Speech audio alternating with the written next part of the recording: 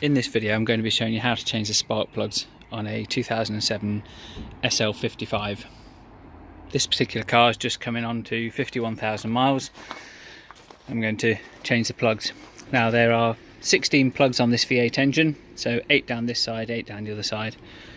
I've already made a start. First thing we need to do is remove this cover. This just clips on at the back here, a couple of clips here, and then lifts up. So I've already released that so that it can be removed. The next thing I need to do is to remove the air filter housings here. These have a clip just here, so this just unclips. I've already unclipped this. And then at the back, rather than removing these two pipes, which would mean I'd have to replace the clips, I've unclipped it from here. So if you look on here, you'll see there's one clip here and there's a similar one around the bottom. And then with that done, it just lifts out and unclips from the front. There's also a breather hose which fits here, which I've also undone. You can see the second clip just down here. This is quite awkward to get to. I had to get at it with a screwdriver from the back just to lever that down and then pull it out. So that then all comes out as one section. With the air filter assembly off, you can now see the coils. There's one coil pack per piston, so this one here, just these two plugs here. They are numbered on the label there, so that's labelled as number 1. So what I'm now going to do is remove these to get them out of the way so that I can get more access to the plugs more easily. There's a Torx bolt in there that holds them on, so I'm going to unclip these, unbolt these, and then take these out. So you can see that the top one on each side goes to the front plug for each piston, so it's the same on each of these. With the electrical connectors removed, which is just done by pushing in on that to release it and then pull it up, and also these bolts here removed. These are a T25 Torx. I now need to remove the plug leads. Now these can be a little bit awkward to get at. There is a special tool available from Mercedes, which is no doubt quite expensive for it.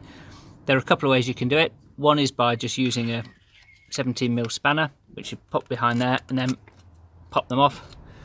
Or alternatively, there are other tools for doing this, such as this is a Bergen tool. So with those, I'm just going to work my way down the line and get them all off using either the spanner or the tool. The plug leads all came off using the 17mm spanner. It was extremely easy to do. I had to move the coil packs out of the way to get the second plug lead out, but it was no great shakes. So now I've got to remove the plugs. So I'm going to use a standard plug spanner there, and then just a couple of adapters just to get it to the right length, so that when that goes in, I'll be able to get the tool on there with a suitable length to get the plugs out. So I'm just going to run down and take out the 8 on this side. Okay, so the first 8 plugs are out. Here they are. This is from the front of the engine working backwards. They all look to be in pretty decent condition. It took a lot longer than I thought. Access wasn't a problem, but a few of them, 3 or 4, were really rather tight, much tighter than I would have expected them to be. So not sure why it is. I had a quick look on the internet and it appears that some people say after 6 or 8 years they can be rather difficult, rather stiff to get out. And although my car's a 2007 car, it's only just turned on 50,000 miles.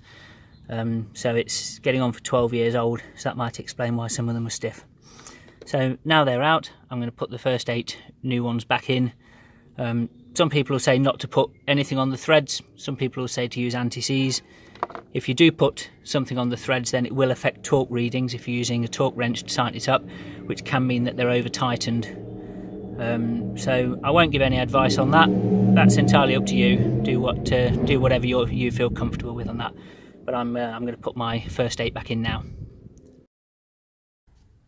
Not that you can really see a great deal from here. Let's see if I can get in with the camera. There you go. There's one of the new plugs in. So all 8 of the plugs for this side are now in place. So I'm going to refit the coil packs and refit the coil leads, and then that's this side complete. With the first side finished, I'm now moving on to the second side. So it'll be the same as before. Remove the 4 electrical connectors on here, undo the 4 T30 Torx bolts, then take the coil packs off, keeping them in order because they have different length cables, so I want to make sure they go back in the correct order. Okay, so that's the the second half of the plugs out now. Down here you can see the plug holes. So the second lot, which are just here, came out much more easily than the first ones. You can see the ones that were more difficult to get out have got kind of drier threads up here, whereas this last one, which was the easiest one to get out, has obviously had a bit of lubrication on it. But they're all 8 are out now, so time to put the new ones in. So the new plugs in and the coils put back on. So now I need to just reconnect the electrical connectors. These just snap on like this. Just push into place.